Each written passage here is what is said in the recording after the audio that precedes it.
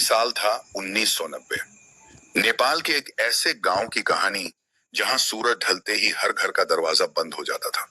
कोई कितनी भी गुहार लगाए, कोई कितनी भी आवाज दे, रात होते ही कोई दरवाजा नहीं खोलता था, क्योंकि उस गांव के लोग एक ऐसी चीज से डरते थे जिसका नाम लेने भर से रूह कांप जाती थी। बोक्सी। उस रात घर में सिर्फ दादी माँ और अनिल थे। अनिल छुट्टियां बिताने गांव आया था। कोने में रखा लालटेन टिमटिमा रहा था और उसकी परछाइयां दीवारों पर डरावने आकार बना रही थी। दादी ने अनिल को पास बुलाया। अनिल बेटा, अंदर आजा। आज रात भूलकर भी बाहर मत जाना। क्यों दादी माँ, क्या हुआ? अनिल ने पूछा। आज आसमान में चांद नहीं है, और जब चांद नहीं होता तभी वो निकलती है। दादी माँ के होंठ कांप रहे थे। बड़ी मुश्किल से, डरते डरते उन्होंने एक शब्द कहा, किचकंडी। वो बोक्सी अब किचकंडी बन चुकी है। अब वो रातों को गांव में घूमती है। अनिल कुछ समझ नहीं पाया। तब दादी माँ ने वो कहानी सुनानी शुरू की। ठाम का ये वहां जो आज भी उस गांव में फुसफुसाहटों में जिंदा है। ये बरसों पुरानी बात है। गांव के किनारे घने जंगल में एक बुढ़िया अकेली रहती थी।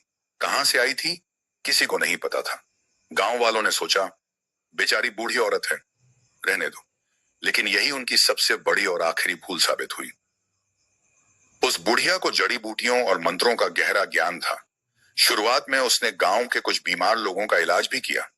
कुछ दिन सब ठीक रहा, लेकिन फिर एक अमावस्या की रात आई और उसके बाद सब कुछ बदल गया। पहले गांव की मुर्गियां मरने लगीं, फिर बकरियां, और फिर मुखिया का वो कुत्ता जो कभी किसी से नहीं डरता था, वो भी सुबह मरा हुआ मिला। शरीर पर एक भी खरोंच नहीं थी, मगर हर मरे हुए जानवर की आंखें खुली थीं, जैसे उन्होंने आखिरी पल में कुछ देखा हो, कुछ भयानक।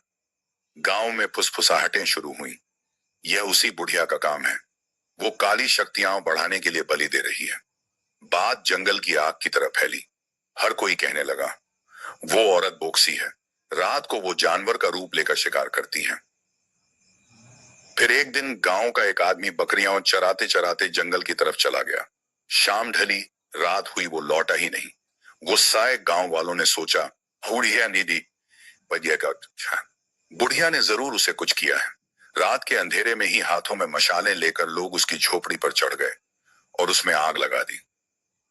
झोपड़ी के साथ साथ वो बुढ़िया भी जलकर राख हो गई, और ठीक उसी पल जंगल से वो गुमशुदा आदमी सही सलामत बाहर निकल आया।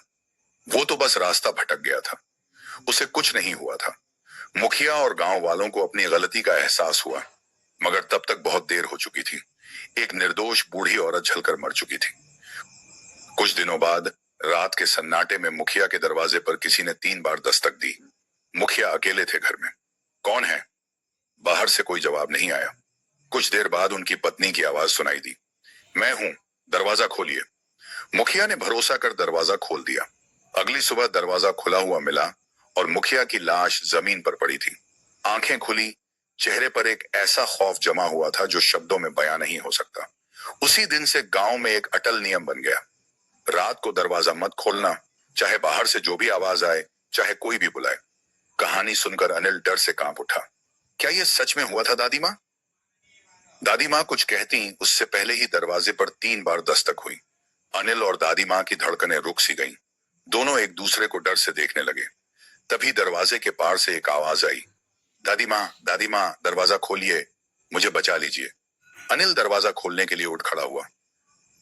मत खोलना अनिल, दादी माँ फुसफुसाई।